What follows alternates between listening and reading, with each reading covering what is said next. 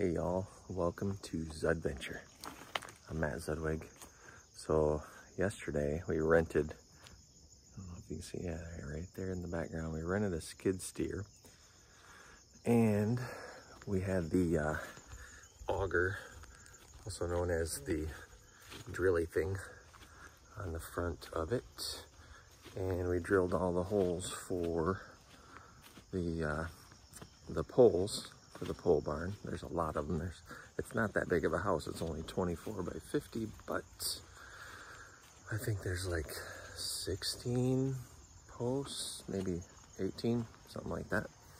So I'm walking the trail over to the new house here a second because I got some work to do, and we had major wind and thunderstorms last night. So I want to check on my tent. I put up a little tent thing over here yesterday, and if it's still standing, I'm gonna be surprised. I hope it is, because it was an expensive tent. I bought it 20 years ago, but it was like 400 bucks.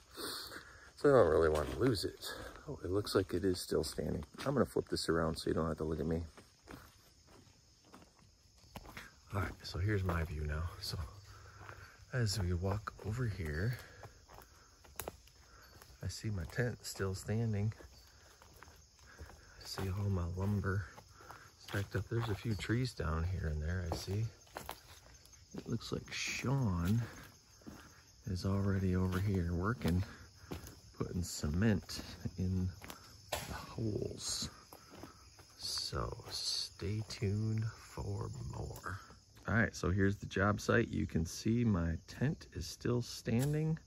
Sean is over there digging a little bit, and then he's got to put some cement in these holes, but Sean told me there's 21 holes. So here's one right here. They have to be 42 inches deep, and then there's like 2 or 3 bags of concrete at the bottom of each one. 21 holes. Thank God for the drilly thing on the skid steer, because that made life a whole lot easier. I can't imagine having to dig all those holes by hand. But anyways, I'm gonna head back up the driveway here. I gotta go get my chainsaw because I got a lot of work to do on this front line where the power company wants me to clear the trees. So what they're gonna do is all these little white flags right here along my driveway, that is gonna be underground power. And the underground power actually goes from our new house, the soon-to-be new house, all the way down here to the end of the driveway. There's gonna be a transformer, a ground-mounted transformer where that stake is.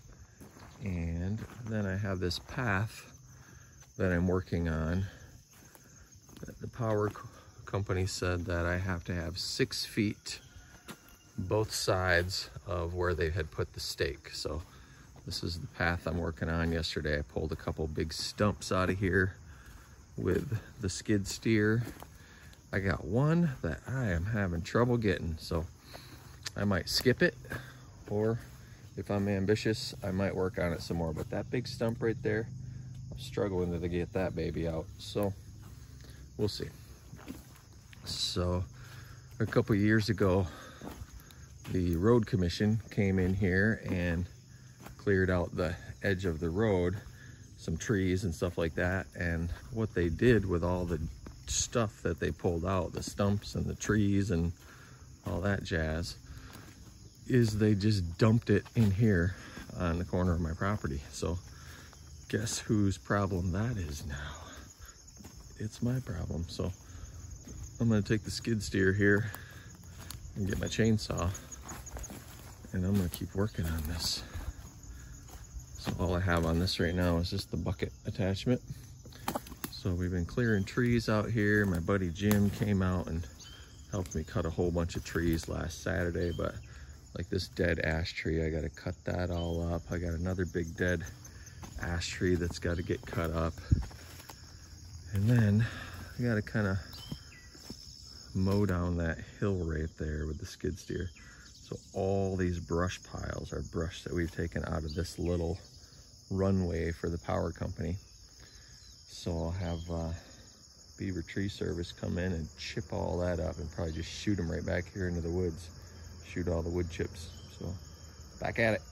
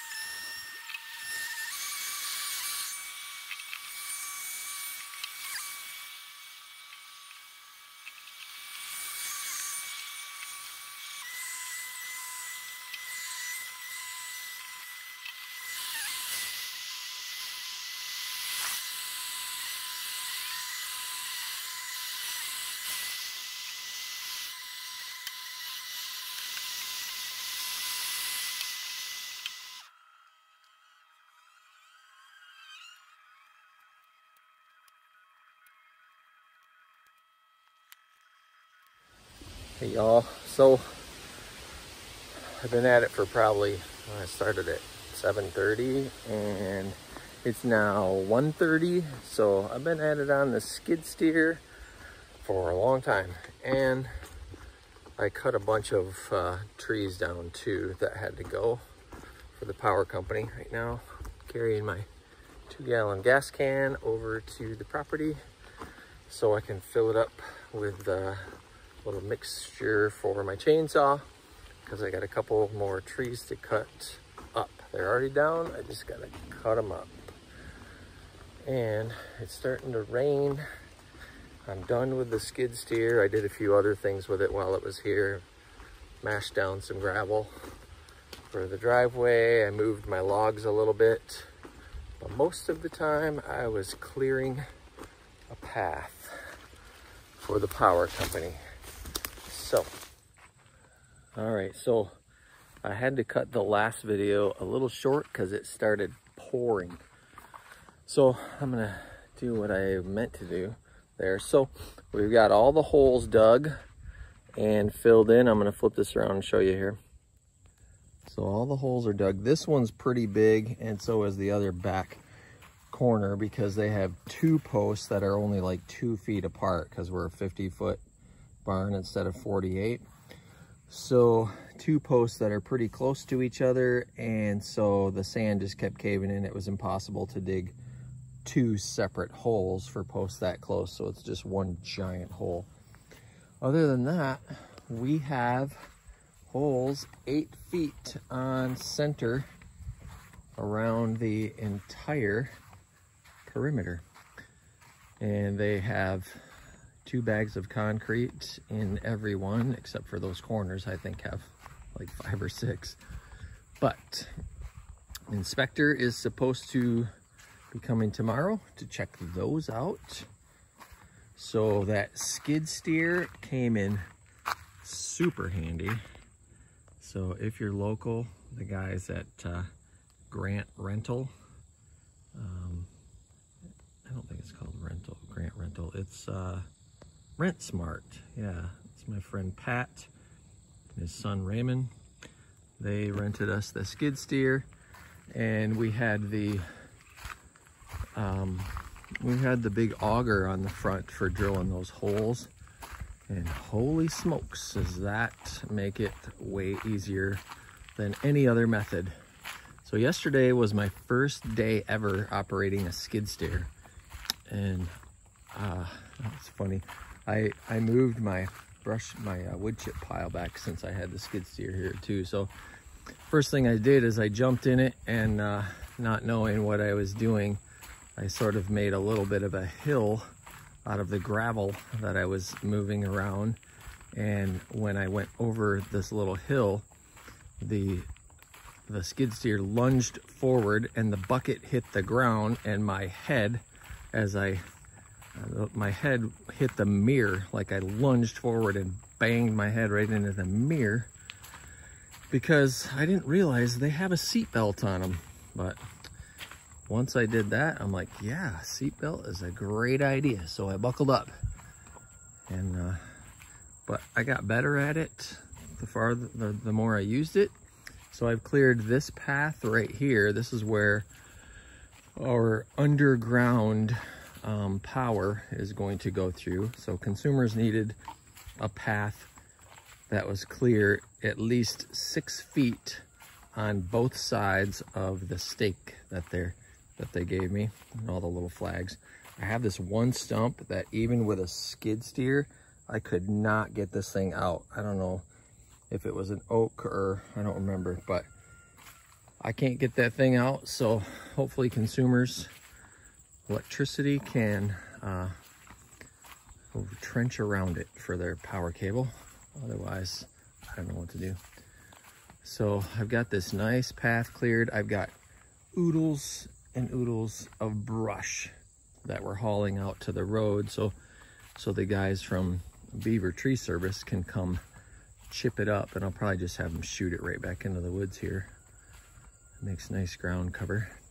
So this stake right here with the red top is where they are proposing putting the next power pole. Problem is, it has to be at least 15 feet away from any trees, and this big pine tree right there is probably 6 or 7 feet from it. So I'm hoping what they can do is move this stake back over onto their property. Their meaning my daughter and son-in-law's property, which is, that's what this right here is. This is that stake for their property line. But if they can move that pole back to about here, which is only 5 feet onto their property, I think they'd probably have to get an easement or whatever, but I'm sure my daughter and son-in-law would do that no problem. And then we could keep this big pine tree, because I'd really like to keep that tree. It's an old tree, it's in good shape. It'd be a shame to cut it down. And then we were, by going underground, we were originally going to have above ground poles running all the way across. But once they told me that I could have a smaller path if we go underground, I saw the opportunity to save this giant pine tree and this giant oak tree, as well as all of the other trees in there, keeping a little bit of trees on the road frontage. So it costs like $3,000 more to do that, but in the long run, I think that is money well spent. And so I've been clearing this path all morning. I've got the pile of wood there I've been cutting up. I got another pile of wood there. I have so much wood, I don't know what to do with it all. So this is where I had to clear out 15 feet both sides. So that's why this opening is bigger all the way up here to the property line. It has to be wider because that's where the pole is going to go. And they wouldn't let me do underground to there because they said if somebody ever buys the property down the road, they want to be all set to be able to tap into that. So did have to get rid of a big hill that was here and cut a couple more trees down this morning, so I got those to cut up. But other than that, my son-in-law Cody out there doing some dog training. And here we are, back in my yard, or my old yard. So that's all we have for you today. Thank you guys so much for watching. And if you want to keep up with the videos, like and subscribe and hit the notification, whatever you have to do, blah, blah, blah. I promise I'll try to keep them interesting. Thank you.